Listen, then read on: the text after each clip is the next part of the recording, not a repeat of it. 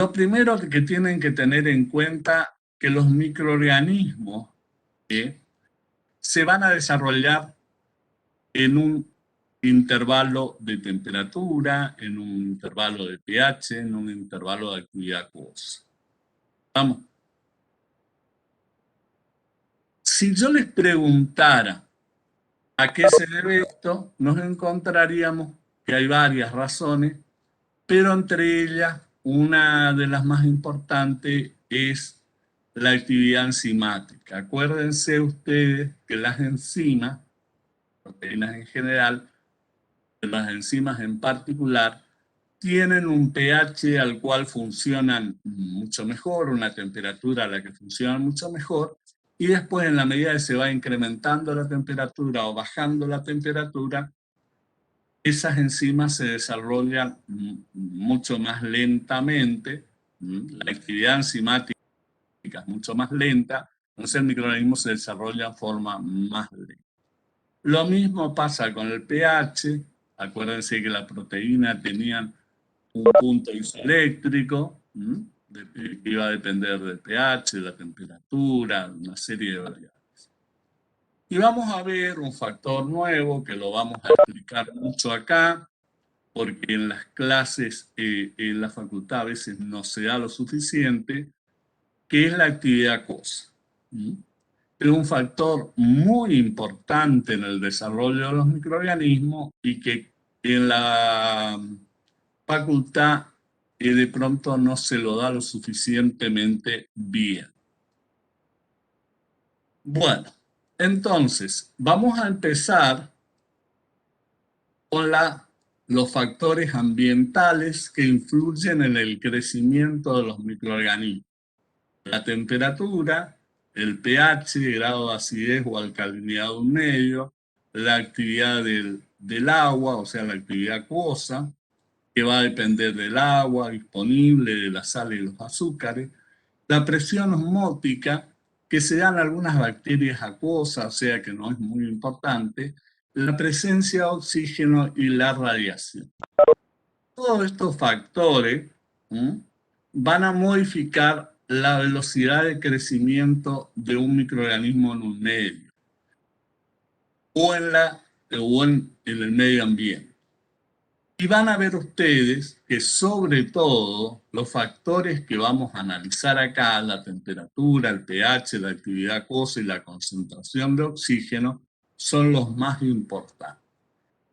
La radiación de pronto incide mucho cuando el microorganismo se desarrolla al medio ambiente y la radiación solar o UV puede interactuar facilitando o disminuyendo la velocidad de crecimiento de los mismos. Se da mucho con células eucariotas, son células más grandes, y que la radiación solar puede afectar el crecimiento de las mismas. La presión osmótica se refiere normalmente a bacterias acuáticas que se desarrollan en mares o en lagos a profundidad donde la presión es más alta que en superficie. Entonces los factores que vamos a ver es la temperatura, el pH, la actividad acuosa y la concentración de oxígeno. Vamos a empezar con la temperatura. Acá vamos a ver un poquito y podemos agrandar la transparencia. Cuando ustedes ven una curva que tiene un máximo, tiene un mínimo y un óptimo. El óptimo es la temperatura a la cual el microorganismo se desarrolla más rápidamente. Pero esa temperatura máxima de desarrollo puede estar alterada por las otras variables físico-químicas. O sea, por ejemplo, por el pH, por la actividad acuosa, etc. Entonces, esta curva de máximo y de mínimo, con un óptimo, se va a modificar también en función de las otras variables. La actividad acuosa, la presencia de oxígeno, el pH. Y también de la composición del medio digestivo. Entonces, normalmente cuando se estudia el desarrollo de un microorganismo para producir un medicamento, para producir un alimento, para producir biomasa, como el caso de la levadura, siempre tenemos que tener en cuenta poner fija las otras variables, o sea, fijar el pH, fijar la actividad acuosa, fijar la concentración de oxígeno y tomar un medio de cultivo dado de una composición dada, seleccionado previamente de acuerdo a las características del microorganismo, para poder estudiar el óptimo de temperatura de crecimiento. Si nosotros no fijamos las variables, este máximo de temperatura, el óptimo de temperatura, se puede mover para atrás o para adelante. A pesar de ello, los movimientos no son muy grandes, o sea, una variable moviendo las distintas propiedades físicas que puede variar en 1 o 2 grados, de temperatura óptima puede pasar de 35 a 37, pero no va más allá. Normalmente los microorganismos los clasificamos de acuerdo a la temperatura que se desarrolla. Van a tener microorganismos que se desarrollan a baja temperatura, como los que vemos en la transparencia, que se llaman ciclotrópicos. Vamos a tener ciclófilos, disculpen, vamos a tener microorganismos que se denominan mesófilos, termófilos y hipertermófilos. Vamos a definir a cada uno de estos microorganismos para que más o menos vayamos viendo, y vamos a poner las temperaturas óptimas y los intervalos. Normalmente los microorganismos que se desarrollan a temperatura ambiente son los mesófilos. ¿Por qué le digo normalmente? Porque eventualmente en un lugar la temperatura puede ser muy baja, entonces la población que se desarrolla puede variar. También hay que tener en cuenta que los microorganismos tienen una gran capacidad de adaptación al lugar. Ellos pueden modificar la composición de sus paredes, las composiciones de sus membranas, la composición dentro del citoplasma, del contenido de distintas sales, para adaptar su estructura al lugar de desarrollo.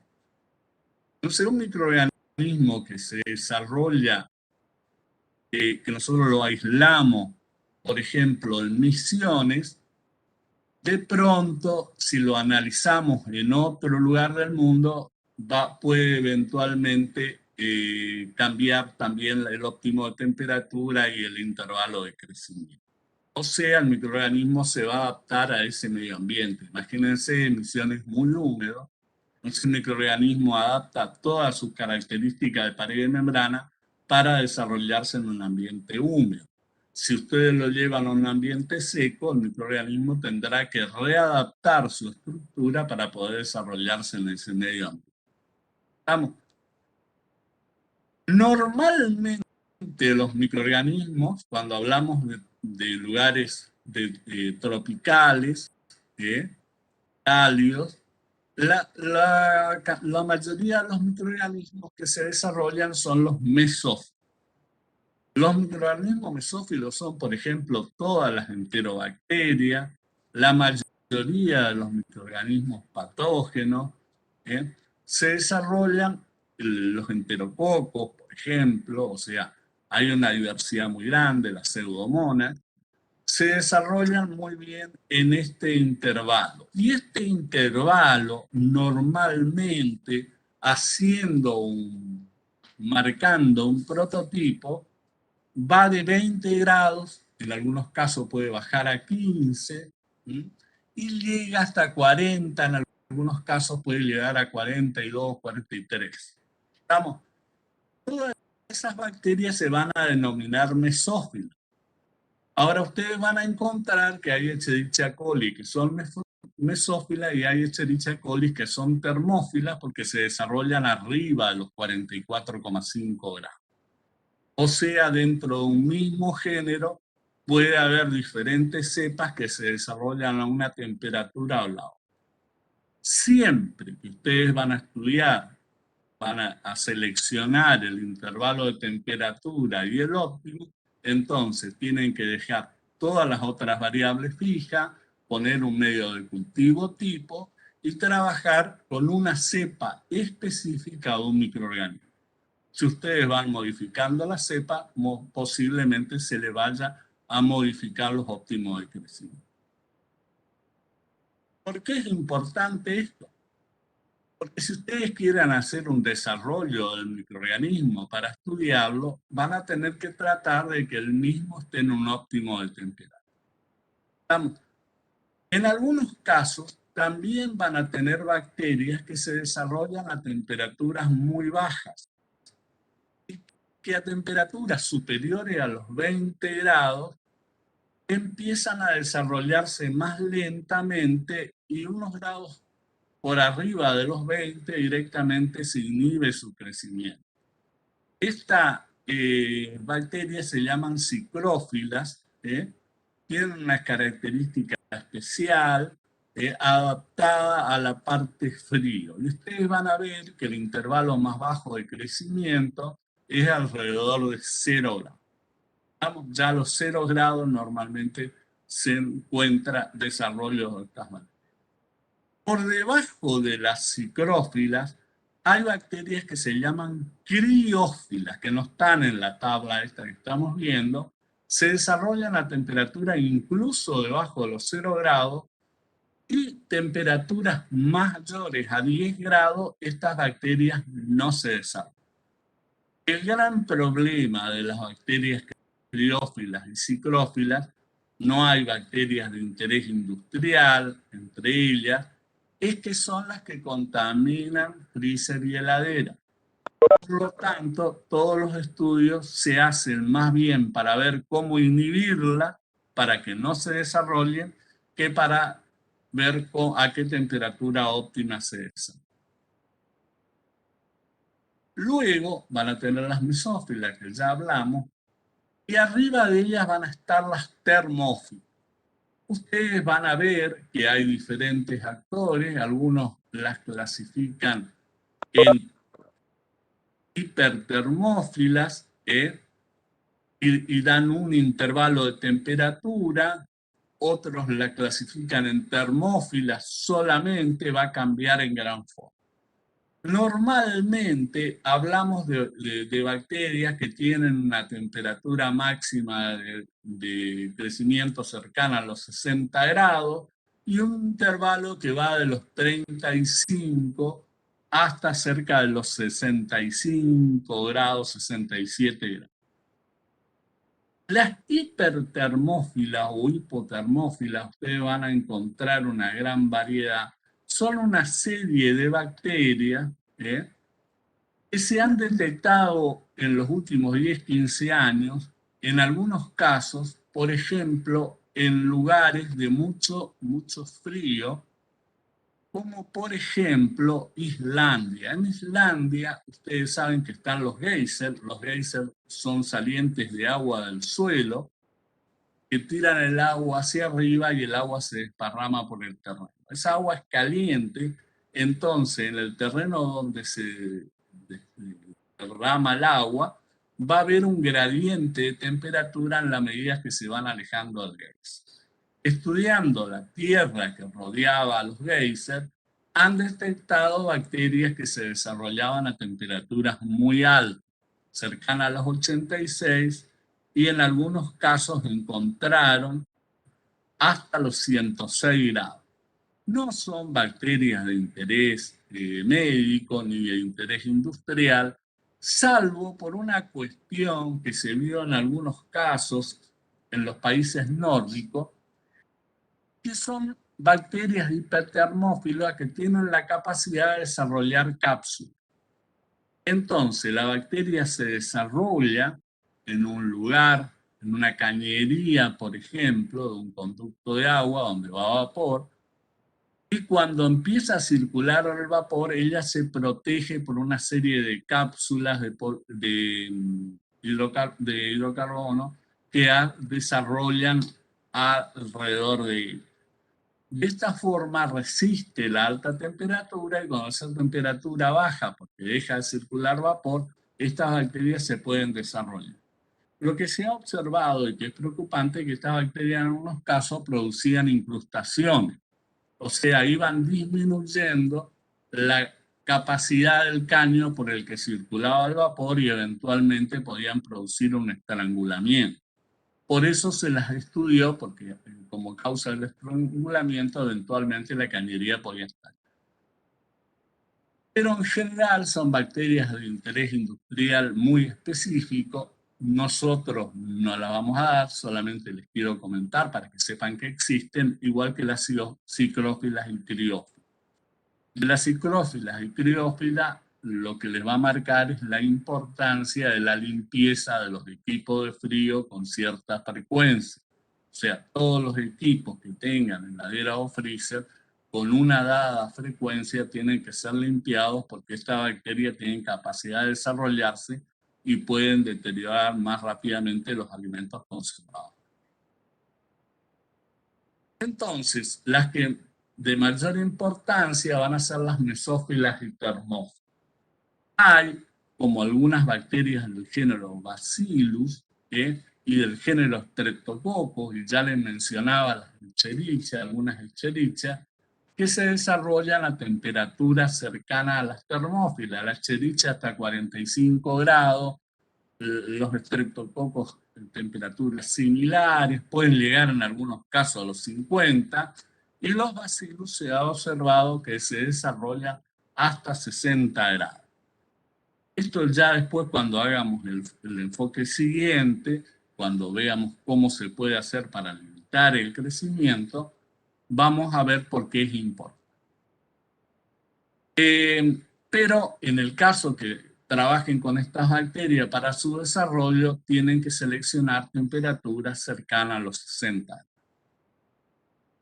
Y las bacterias más importantes desde el punto de vista de las patogenias, de las enfermedades, son las mesófilas. Acuérdense que el cuerpo humano tiene una temperatura normal de entre 36 y 37 grados, y estas bacterias tienen su óptimo entre los 35 y 37 grados. Por eso son las que normalmente encontramos siempre que vemos una enfermedad, una infección en un ser humano. Estamos. Estas bacterias, la mayoría de las bacterias patógenas se desarrollan en este intervalo, el intervalo de las mesófilas. Y lo que nos preocupa a nosotros son las temperaturas del cuerpo humano, que pueden variar entre 36, 37 y medio como temperaturas relativamente normales. El cuerpo humano, para limitar como una barrera inmunológica para limitar el crecimiento de estas bacterias, desarrolla la fiebre. Entonces, el cuerpo humano levanta la temperatura 38, 38,5, 39 grados, haciendo que estas bacterias encuentren una temperatura mayor a la de su desarrollo óptimo y disminuyan su crecimiento. Esto es un sistema de defensa del sistema inmunológico. Dentro de la medicina de hoy, hay médicos, por ejemplo, que se oponen a controlar la fiebre, o sea, recién empiezan a controlar la fiebre cuando la fiebre supera los 38,5, 39 grados. Antes no quieren controlar la fiebre del cuerpo con baño o con compensa fría, pero no quieren recetar antifebriles. Hay otros médicos que recetan los antifebriles, pero hay que tener en cuenta siempre que la fiebre en el cuerpo humano es una forma de limitar el crecimiento microbiano. En la transparencia siguiente, ustedes van a tener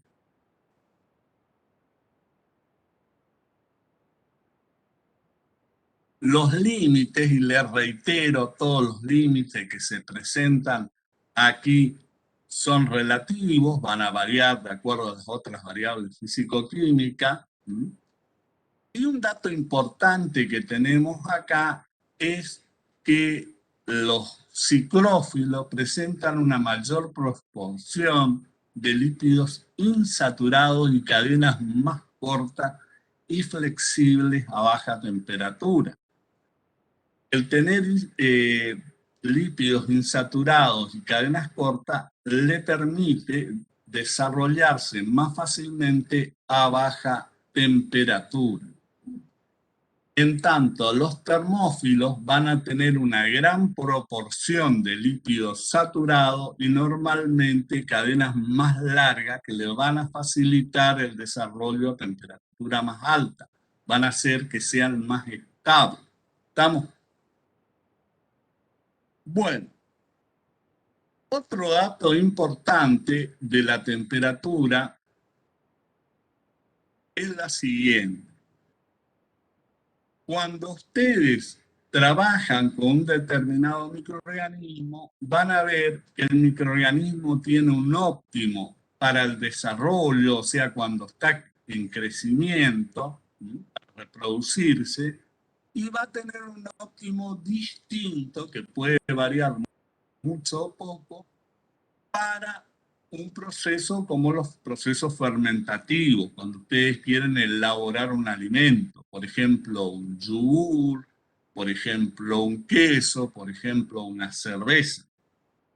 La temperatura a la cual desarrollan el proceso de fermentación normalmente es diferente a la temperatura que ellos se desarrollan para tener una población mayor. Vamos. Otro dato importante que vamos a ver ahora es el pH. Los microorganismos van a tener un pH óptimo de crecimiento dependiendo normalmente, acá va a cambiar mucho entre las células eucariotas y procariotas. La mayoría de las células procariotas, salvo microorganismos llamados acidófilos dentro de los procariotas que vamos a ver, se desarrollan a una temperatura óptima de crecimiento entre un pH de 6 y un pH un poco mayor de 7, 7,5. Hay algunas bacterias que son basófilas que se desarrollan hasta 7,8, pero no más. En general, las bacterias patógenas se desarrollan a pHs muy cercanos al neutro, o sea, muy cercanos a 7, entre 6,5 y 7,3 aproximadamente. Y ustedes van a ver que en el caso de los eucariotas, los hongos y las levaduras se desarrollan muy bien a pHs inferiores a 6. Van a ver que incluso llegan a desarrollarse a pH cercanos a 3. En el caso de los procariotas, los únicos que tienen desarrollo parecido son los acidófilos. Vamos a ver el estafilococo, el streptococo, las enterobacterias. Acuérdense que las enterobacterias se desarrollan en el intestino y en pH ácido. Pero es solamente este grupo el que se va a desarrollar a pHs bajos. Normalmente, entonces, las bacterias se desarrollan a pH entre 6 y 7,2.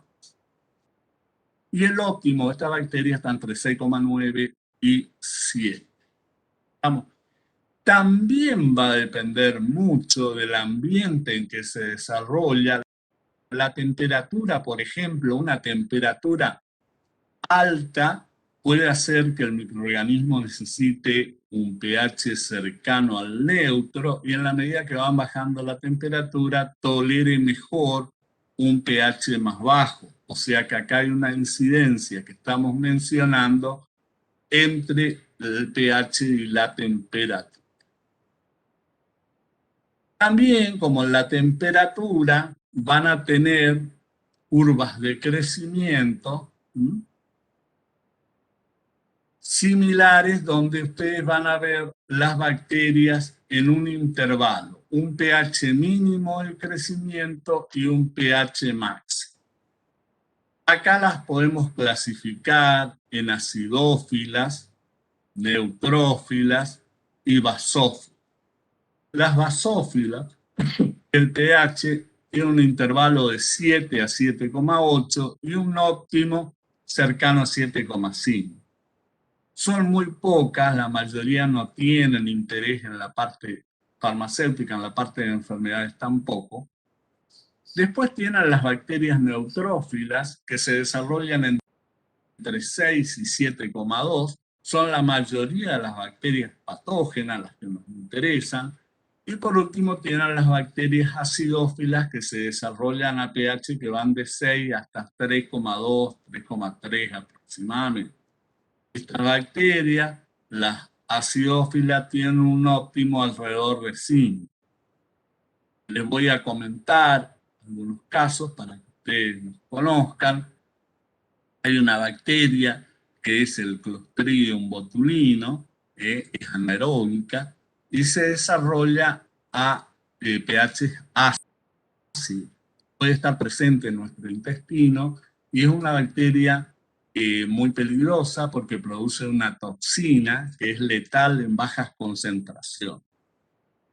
Pero, a pesar de que puede estar presente en el intestino, el pH intestinal es siempre menor de 4, por lo tanto, lo que se observó es que esta bacteria nunca produce la toxina a pHs menores de 4,5.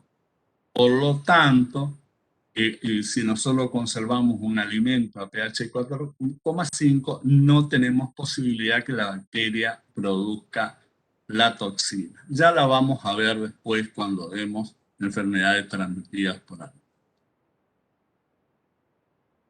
La otra cuestión a tener en cuenta, vamos a ver en una transparencia, a ver si podemos agrandarla, es los distintos alimentos y el pH al cual, el pH normal de estos alimentos. Miren, la legislación argentina propone un pH máximo de 4,5 para las conservas. Pero ¿qué ocurre? La conserva de choclo y de arveja no se pueden conservar a 4,5 porque las arvejas, si ustedes la ponen a ese pH, tienden a deshacerse y el maíz tiende a sufrir una reacción enzimática que le cambia la coloración, pasa a un color marronado. Por lo tanto, la legislación argentina puso un tope para las arvejas y para los choclos superior que de 5,3. O sea que se pueden conservar a un pH más alto. Acá ustedes tienen una serie de alimentos y ven dentro de los alimentos que tienen cuál es el pH al cual se desarrollan los microorganismos. Normalmente tienen que tener también en cuenta que muchos de estos microorganismos, acuérdense ustedes, tenían, en el caso de las gram negativas, una membrana externa. Esta membrana externa muchas veces le permite desarrollarse a pHs más bajos que las gram positivas. A su vez, el microorganismo puede cambiar la estructura de ácidos grasos de estas membranas externas para hacerlo aún más impermeable y poder desarrollarse a pHs más bajos. Hay una bacteria que es el Bacillus cereus y otra bacteria que es el Lactobacillus que se desarrollan a pHs muy bajos. En el caso del Bacillus cereus, el limitante es la concentración de oxígeno, pero en el caso del Lactobacillus, que se desarrolla normalmente en la leche, se desarrollan a pH muy bajos y son uno de los grandes contaminantes de las industrias alimentarias, o sea que hay que controlar. Ya vamos a ver más adelante. Y vamos a detenernos un poco, ustedes acidez y temperatura conocen, lo han visto en físico-química, en lo que es la actividad del agua. ¿Qué consideran que es la actividad del agua?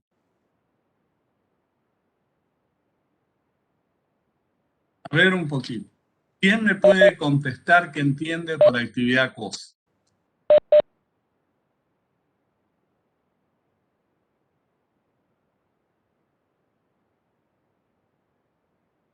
Correcto. Muy bien, Mauricio. Les comento cómo es la cuestión. Ustedes saben, el agua pura tiene actividad acuosa total. En la medida que ustedes van agregando solutos, ¿eh? Estos solutos, sobre todo son polares, se van disolviendo en las moléculas, en el agua, y van cambiando la composición de las mismas. Porque las moléculas de agua, acuérdense que son electronegativas, ¿eh? Y tienen, son bipolares, o sea, tienen una parte de la célula que es más positiva y otra parte que es más negativa. Entonces la molécula de agua se va asociando a estos iones, cationes o aniones, ¿eh? Y va formando una verdadera capa alrededor de él. El gran problema es que los microorganismos tienen muy poca capacidad de obtención de agua. O sea, acuérdense cómo introducen el agua, normalmente por ósmosis. Entonces, si las moléculas de agua están asociadas a estos cationes o aniones, los microorganismos ven limitada la disponibilidad. Me pareció muy bien lo que dijo Mauricio. Cuando hablamos de actividad acuosa, para hacerlo sencillo, tenemos que hablar siempre de la disponibilidad de agua para una reacción biológica. Acuérdense que también podemos hablar de actividad al agua en una reacción química, porque hay muchas reacciones químicas que necesitan agua y van a tener que competir con la actividad acuosa que haya en la solución para obtener el agua. Pero esto es algo que me imagino lo dieron en físico-química. En microbiología vamos a quedarnos con la incorporación de agua a las bacterias. Acá vamos a tener una diferencia bastante grande entre la célula eucariota y la célula procariota.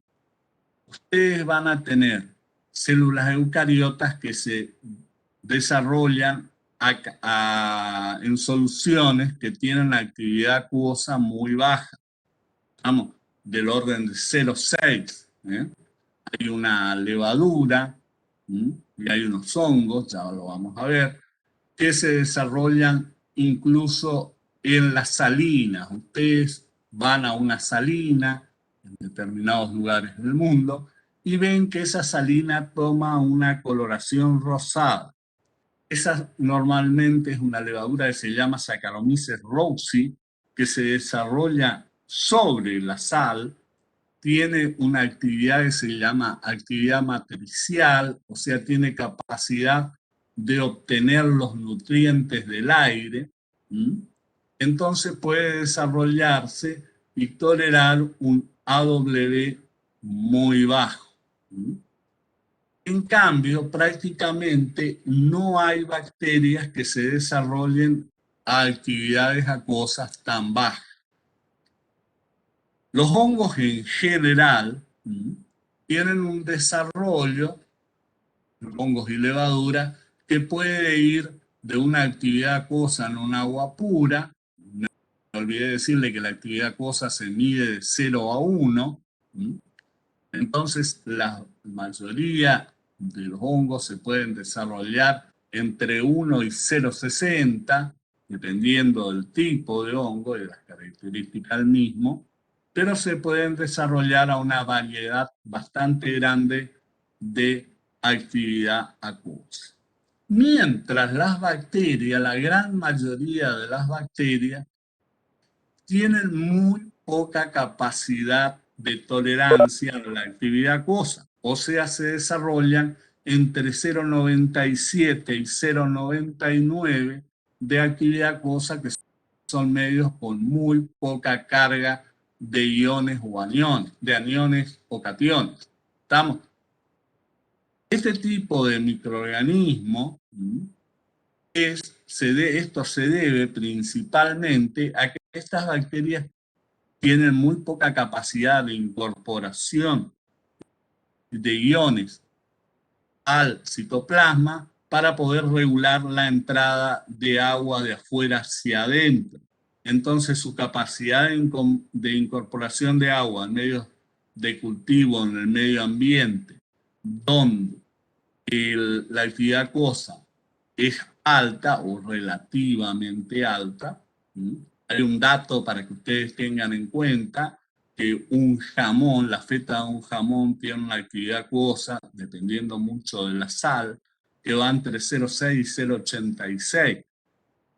Normalmente un jamón cocido tiene una actividad de 0,96 y un jamón crudo una actividad de 0,86, 0,87.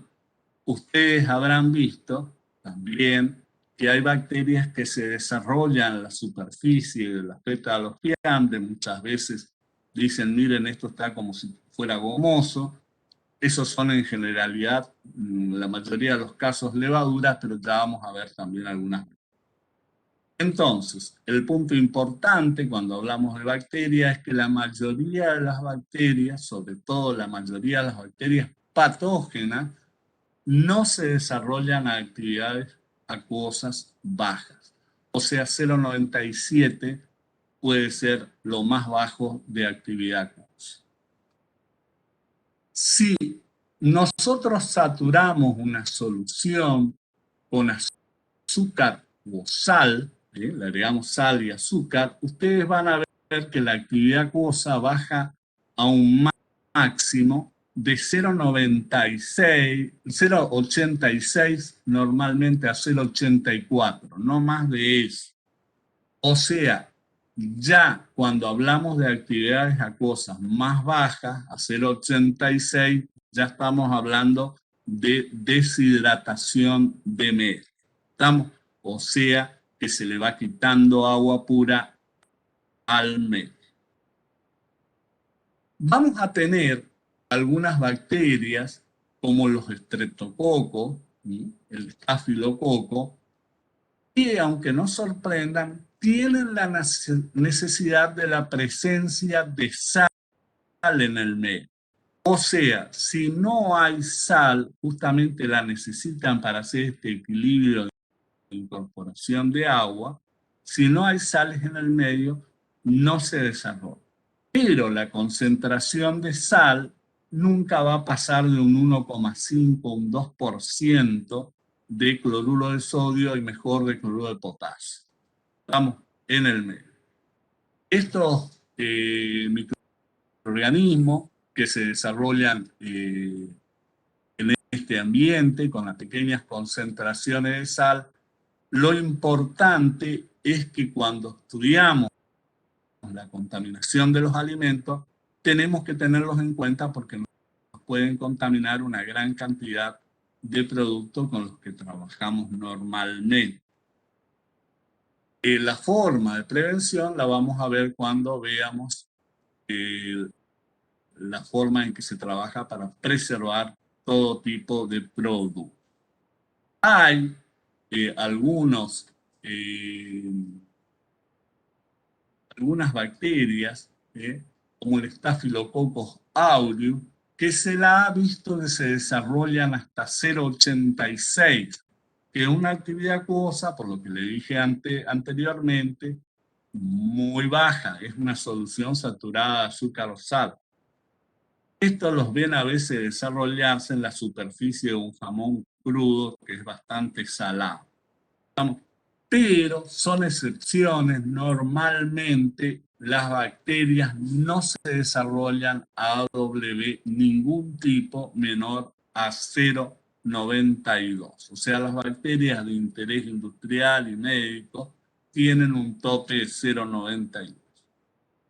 Vamos a ver, según la capacidad que tiene de desarrollarse, que podemos clasificarle a las bacterias como no halófilas, son la mayoría de las bacterias, les diría alrededor del 90 y pico % de las bacterias, entre ellas todas las enterobacterias, y la mayoría de las bacterias patógenas. Luego vamos a ver bacterias que se denominan halotolerantes, que toleran una actividad acuosa, como les decía hoy, que puede llegar hasta 0,86, que es el Staphylococcus aureus. Hay una bacteria en particular que es halófila, que son los vibrios. Si yo les menciono el género vibrio, ustedes enseguida lo van a relacionar con el vibrio cólera. Acuérdense que es el que produce la enfermedad denominada cólera. Esta es una bacteria que se desarrolla muy bien en el mar, por eso normalmente los focos de enfermedades se producen en localidades costeras, pero luego que las personas se infectan, este tipo de microorganismos se puede desarrollar en fuentes de agua contaminada, donde haya una concentración de sal importante. Bueno, esto es lo que ocurrió en la zona típica de presencia de vibrio cólera es el Golfo de Bengala. Barcos japoneses habían pescado en el Golfo de Bengala, luego vinieron a pescar cercano a las aguas del Perú, y como los peces que habían recolectado en el Golfo de Bengala se les estaban echando a perder, o sea, tenían un margen de conservación mucho menor, y había bancos de peces grandes en la zona de Perú, tiraron estos peces contaminados al mar, contaminaron a los distintos animales marinos, y esto provocó un foco de cólera en Perú que se extendió posteriormente a Bolivia, al norte argentino y algunas zonas del Paraguay. Esto fue allá por 1990 y pico, y se produjo un foco endémico en la zona de Caiobá, Brasil, Paranaguá, donde hay unos micro peces que son alimento común de la zona, que se infectaron, y costó muchísimo poder eliminar esos focos de infección. La gente consumía los alimentos, los peces contaminados, contraía el cólera, y el vibrio cólera produce una colitis que puede en algunos casos por deshidratación provocar la muerte. Luego hay halófilos extremos, ahí van a ver el Halobacterium, es la única bacteria que se desarrolla en concentraciones altas de sal, tiene también actividad matricial, o sea, lo que hace es usar la sal como soporte. Y van a encontrar muchos hongos que son halófilos y halófilos extremos. Acuérdense que un alimento puede tener AW bajo no solo por la presencia de sal o por la presencia de azúcar, sino también por la deshidratación del mismo. Ustedes, en la medida que van desecando un alimento, van disminuyendo la actividad acuosa. Ustedes van a ver que, por ejemplo, muy difícilmente van a encontrar contaminación en un pan seco, y sí la pueden encontrar, sobre todo el desarrollo de hongos, en un pan húmedo. O sea, cuando ese pan seco se humedece, el pan lleva una actividad acuosa superior a 0,60, y ahí pueden desarrollarse eventualmente distintos hongos y levaduras. Bacterias prácticamente no. Entonces, cuando trabajamos, en resumen, cuando trabajamos con temperatura, normalmente la mayoría de las bacterias son mesófilas, y la temperatura óptima de crecimiento entre 35 y 37. Y el intervalo va de 44 hasta 20. Va a variar mucho dependiendo. Las bacterias que se desarrollan a menores temperaturas pueden ser ciclófilas o criófilas, y si se desarrollan a mayores términos.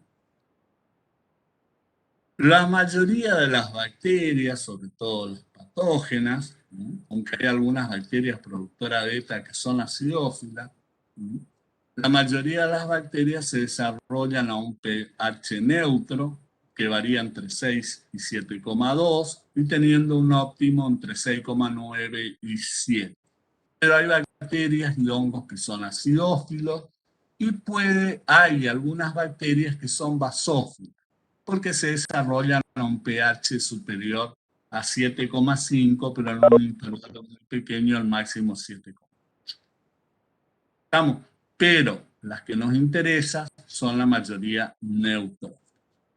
En cuanto a la actividad acuosa, acuérdense, la mayoría de las bacterias patógenas, el interés en la parte de medicamentos, en la parte de alimentos, se desarrollan, son no halófilas y se desarrollan hasta 0,96 de actividad acuosa. Luego van a encontrar halotolerantes, que están la mayoría de los estreptococos y estafilococcus. Ahora vamos a hablar un poco de la temperatura del oxígeno y de la importancia del micro.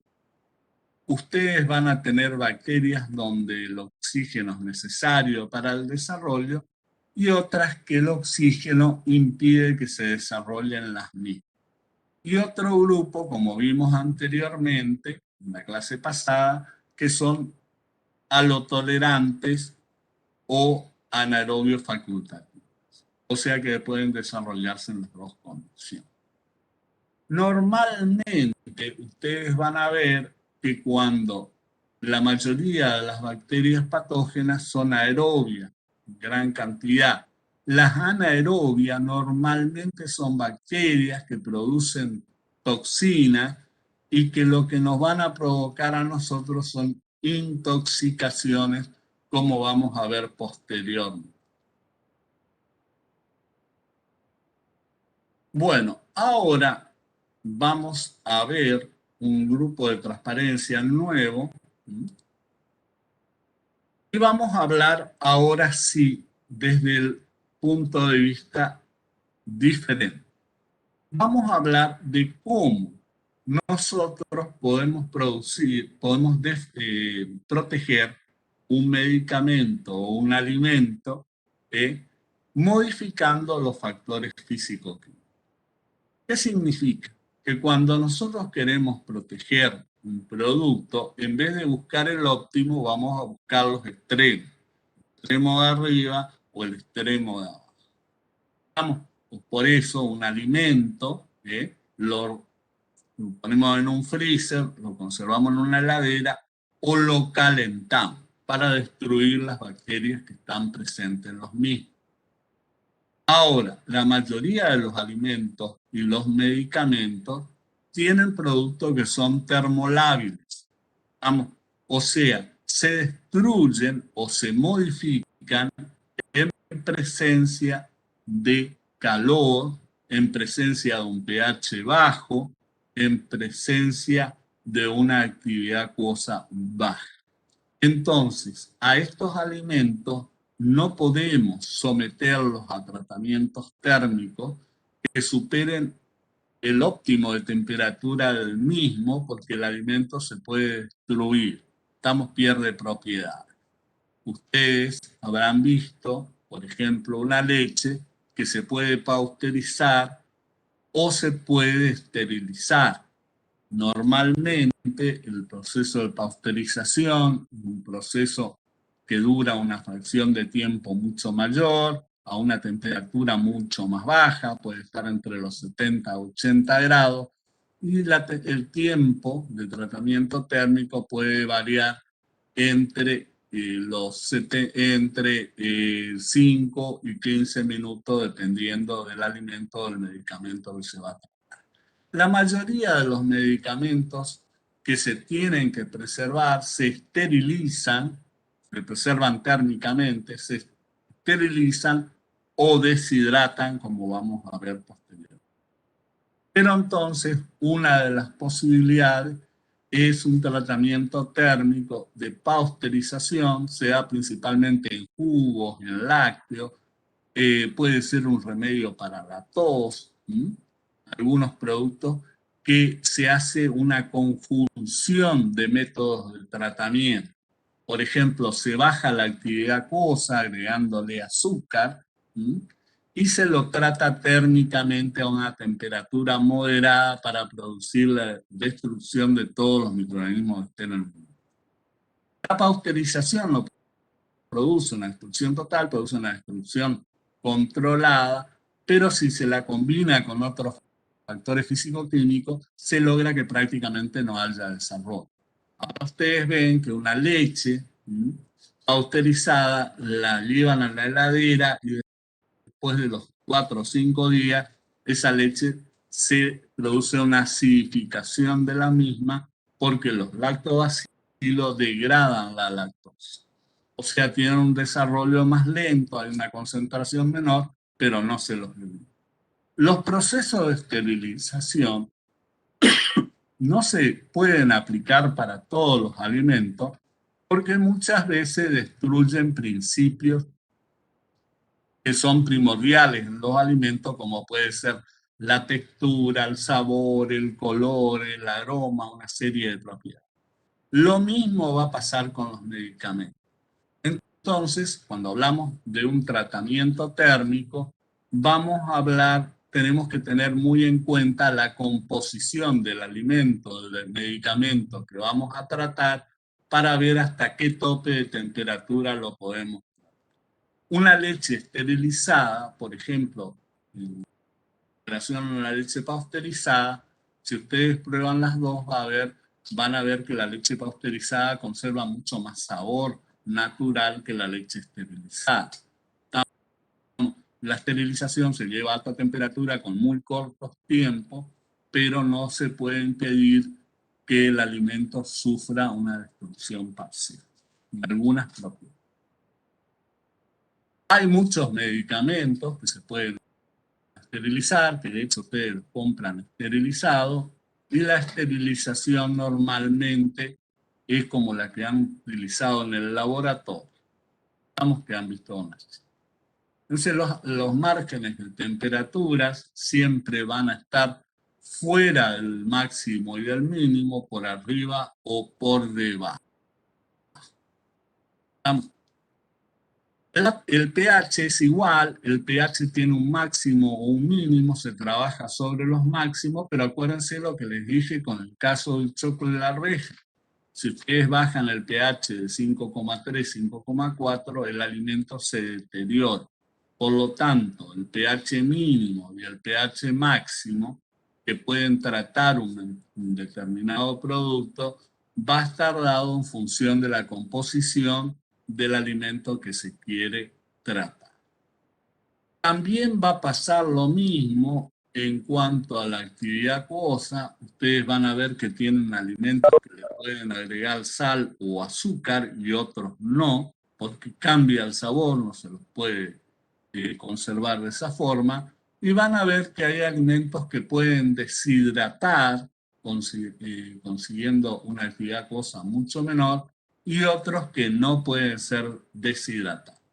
En la industria de los fármacos hay una cantidad muy grande de alimentos, de medicamentos que se deshidratan.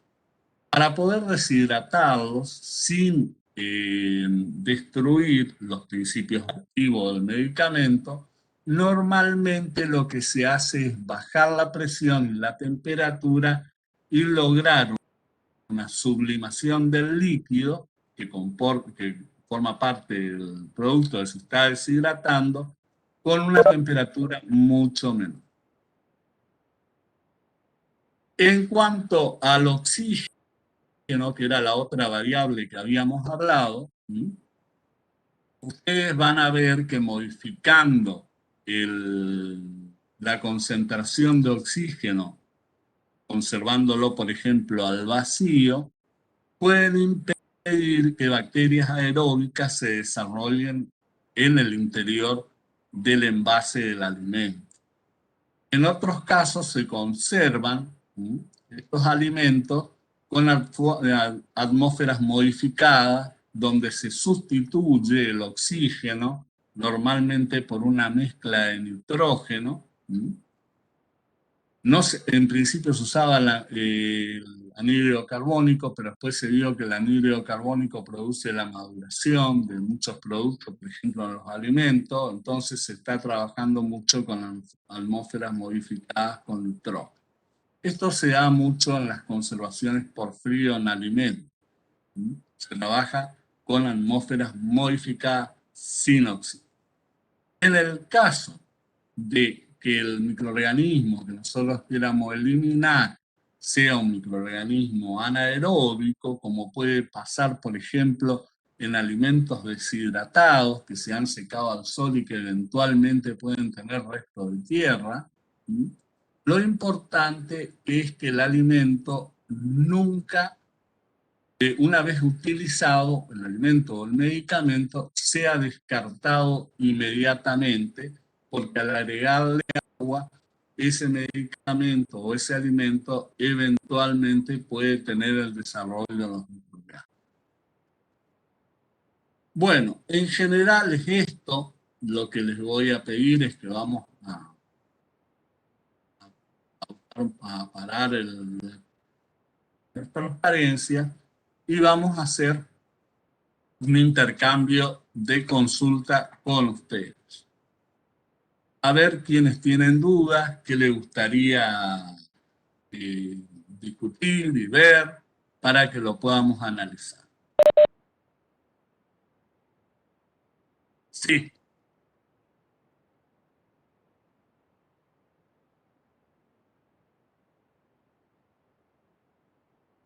claro, siempre se deja fijo los otros factores y la composición del medio, ¿viste? Para estudiar el desarrollo de un microorganismo, por ejemplo. O les voy a comentar algo que dejé para comentarles ahora cuando vamos discutiendo, que hay un efecto que se llama actividad de valla. ¿Mm? La actividad de valla es considerar, se llama así porque se consideró cuando se la estudió a una persona que viene corriendo y se va encontrando con vallas que van variando la altura, siendo las posteriores cada vez más altas. Y llega un momento que se estrella contra una valla porque no la puede saltar. Esto se llevó a la consideración para estudiar los efectos de preservación de los alimentos y de medicamentos, viendo, por ejemplo, la primera valla, la temperatura. ¿Hasta qué temperatura podemos tratar un alimento? Bueno, un alimento podemos tratar hasta, supónganse, 60 grados. Bueno, perfecto. La primera valla es que lo tratamos a 60. La segunda valla que ponemos es cuál es el pH mínimo. Bueno, 4,5. Perfecto. 4,5 es la siguiente. La tercera valla se va a dar con la actividad acuosa. Podemos bajar o subir hasta un determinado punto. La otra valla se va a dar en la presencia de oxígeno o ausencia. Y se va a considerar que el microorganismo va a saltar una o dos, pero no va a poder saltar las cuatro. Esto se conoce efecto valla y es la forma de combinar los factores físicos para preservar un alimento, destruyendo, modificando o cambiando al mínimo su composición.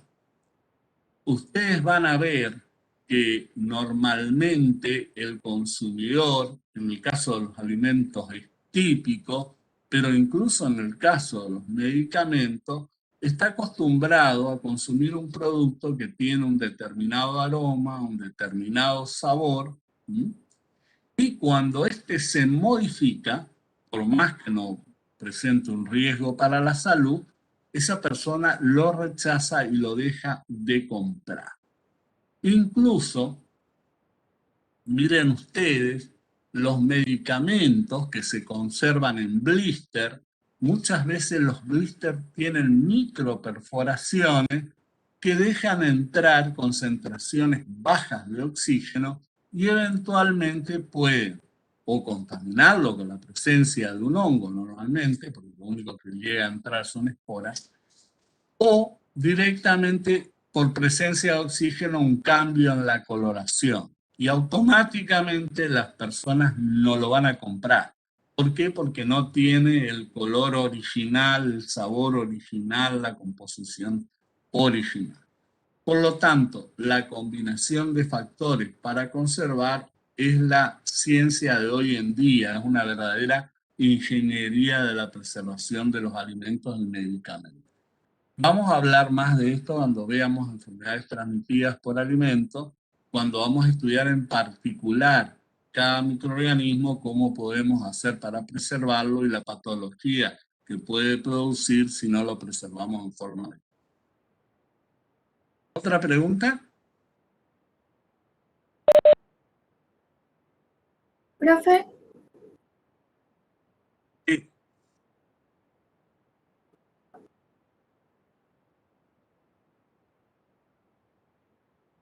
Mira, normalmente cuando hablas de la temperatura de conservación, si vas a conservar un alimento o un medicamento, tenés que hablar siempre de fuera de los intervalos. Ponerle un mesófilo, yo les decía, tiene intervalo de 20, 40. Entonces, cuando vos querés impedir el crecimiento de ese microorganismo, lo vas a tratar a temperaturas superiores a 40 o lo vas a conservar a temperaturas inferiores a 20. Mire, nosotros estamos dando un curso a manipuladores de alimentos en el INAL y normalmente, miren cómo ha ido variando. En un momento dado, las heladeras siempre se hablaba de temperatura de 8 grados y hoy se está hablando de 6,5 o menor. Digamos. Entonces, la forma de conservar un alimento es tenerlo a una temperatura menor de 6,5. Y cuando se quiere conservar por un tratamiento térmico, normalmente se la trata arriba de los 70 grados, ya sea por pasteurización o esterilización, que puede estar arriba de los 100 grados.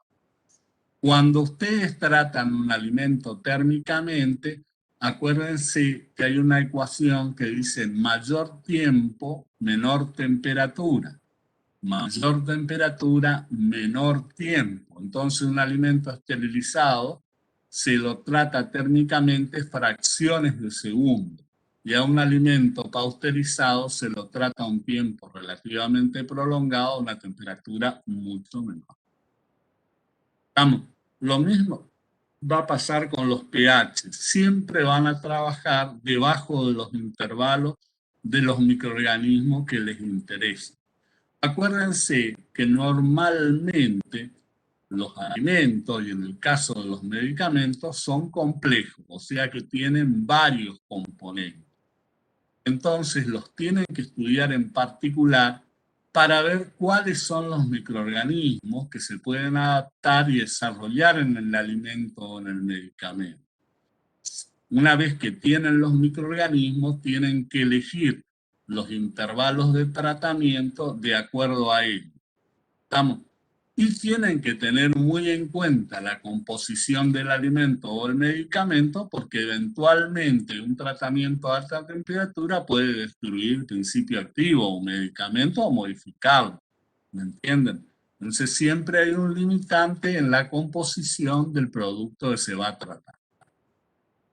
A veces hay productos que la única alternativa que queda es conservarlos congelados. Se ha visto un pescado, por ejemplo, ustedes lo pueden vender congelado, porque venderlo esterilizado lo destruiría prácticamente, modificaría totalmente el sabor. Y pasteurizado le duraría muy poco tiempo el producto. Entonces, todos los alimentos cárnicos principalmente se trabajan, se conservan a temperaturas bajas. Eventualmente pueden variar el AW deshidratando, por ejemplo, el caso de los cazones, que venden absolutamente deshidratados. ¿Vamos?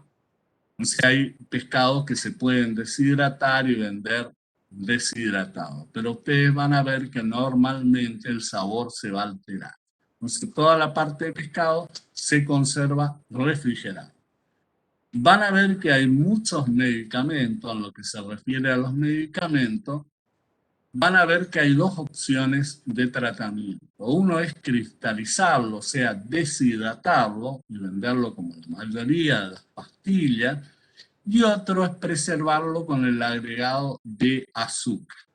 Como van a ver, la mayoría de los medicamentos para la tos, todos los medicamentos que se pueden preservar bajando el AW con el agregado de azúcar. Estos alimentos, estos medicamentos además tienen un tratamiento de pasteurización a temperatura relativamente baja, alrededor de los 75, 80 grados, no más que eso, tiempos que van entre 5 y 10 minutos. Vamos. Otra duda.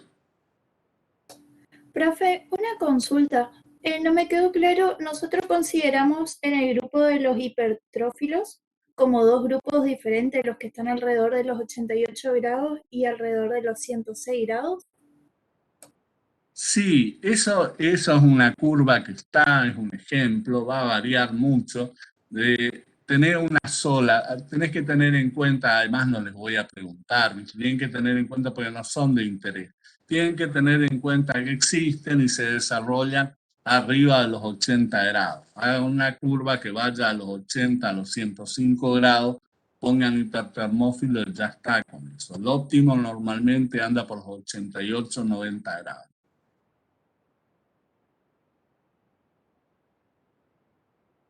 ¿Otra pregunta? Vamos a ir haciéndolos participar.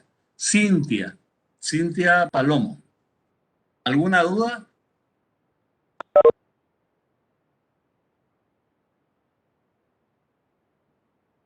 Profe, ¿Eso? ¿Sí? ¿puedo preguntarle que Sí, explique de María nuevo Agustina. la actividad cosa? Sí. La actividad acuosa, entonces, ¿qué entendés por actividad acuosa?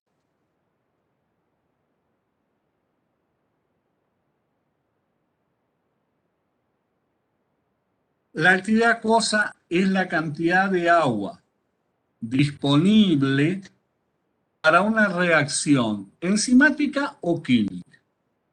Si es enzimática, es biológica. Y si es química, es una reacción que se lleva a cabo en laboratorio o en la naturaleza. Las reacciones enzimáticas, que son las que nos interesan, son todos los procesos biológicos que se llevan a cabo en el microorganismo. ¿Estamos?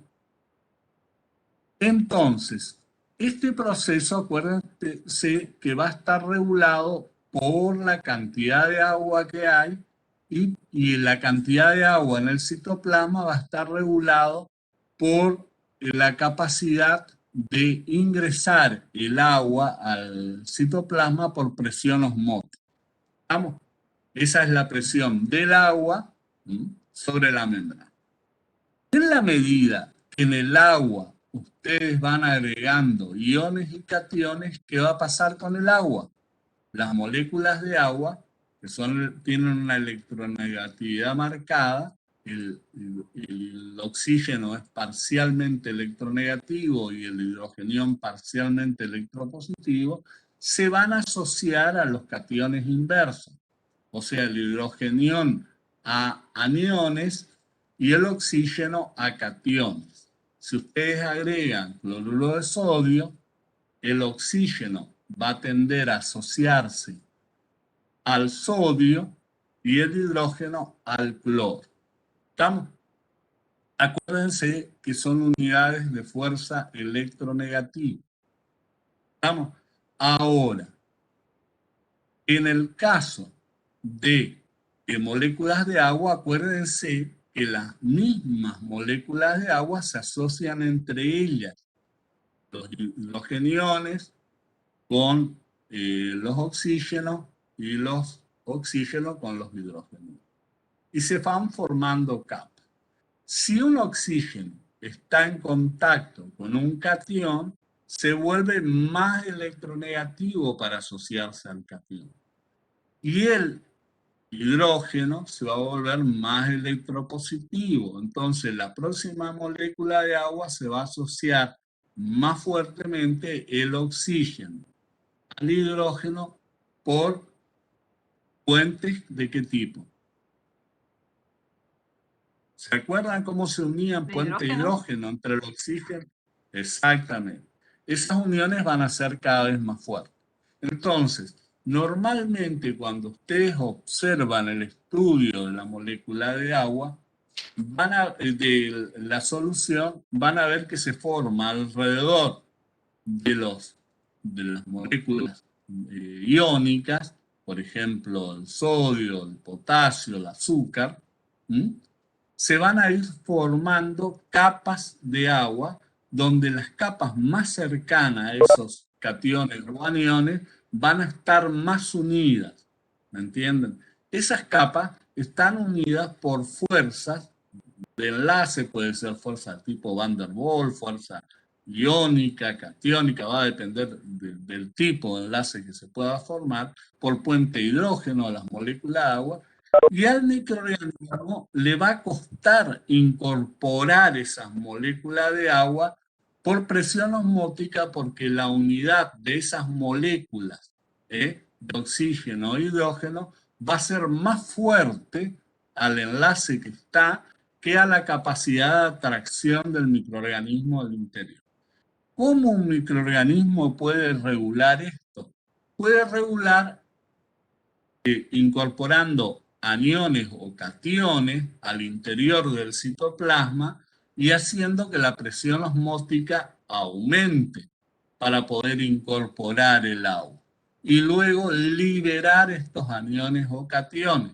Esa propiedad principalmente la tienen algunas bacterias y sobre todo las células eucariotas de hongos y levaduras, que tienen más capacidad de incorporación de cationes y aniones.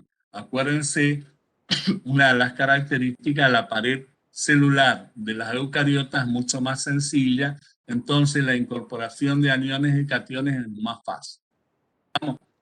Otras bacterias, como el estafilococo y los estreptococos, tienen canales específicos por los cuales incorporan estos cationes aniones y tienen una gran capacidad de regular la presión osmótica interior. Por eso pueden desarrollarse actividades acuosas más bajas. Para que ustedes tengan idea, más o menos el concepto de la actividad acuosa es la siguiente. Supónganse que la molécula de agua es un lápiz y ustedes entre dos personas la tironean. Siempre el que tenga más fuerza se va a llevar el lápiz. ¿Estamos? Entonces, ¿cuánto? Y si en la medida de que hay más lápices, ustedes no van a andar tironeándose el lápiz porque van a poder agarrar cualquiera de los lápices que hay. Entonces, cuando el agua es más pura, hay muchas moléculas de agua disponibles, entonces los microorganismos la incorporan fácilmente.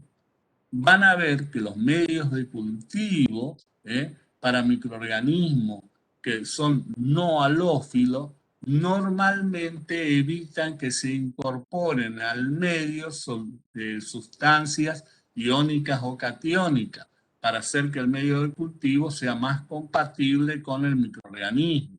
Entonces que el microorganismo se pueda desarrollar en un medio prácticamente neutro, porque si la fuerza, las moléculas que componen el nutriente no reaccionan con el agua, entonces el microorganismo tiene mucha agua disponible para él. Ahora, sustancias no polares, lógicamente. Ahora, si ustedes quieren que se desarrollen microorganismos que son halófilos, le van a agregar sal al medio de cultivo para impedir que se desarrollen los no halófilos y para que los halófilos se desarrollen mejor. Los halófilos normalmente, decía, los halófilos o los tolerantes, como el streptococo, el enterococo, el estafilococo o el vibrio, tienen capacidad de absorber aniones y cationes y regular el ingreso de agua cambiando la concentración de anión o catión en el interior. También lo pueden hacer las células eucariotas. ¿Entendiste? Sí, profe, perfecto. Bueno, perfecto. ¿Alguna otra duda que tengan?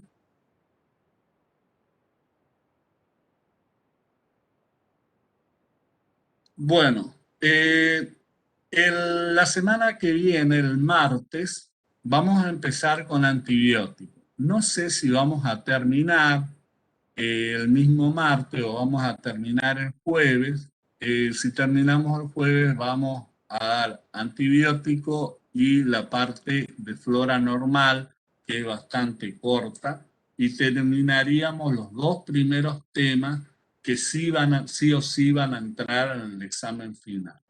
Vamos, o sea, lo que ustedes van a ser evaluados son los 4 temas estos que dieron: nutrición, taxonomía, obtención de energía y factores físicos.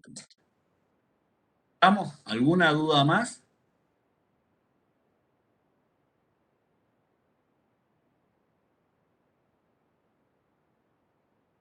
Bueno, por favor, pónganse de acuerdo y hablen entre ustedes y elijan una fecha para el próximo parcial.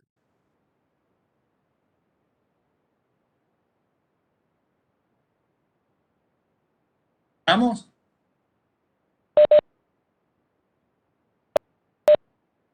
Sí, profe. Bueno, perfecto. Los vamos a seguir el jueves que viene.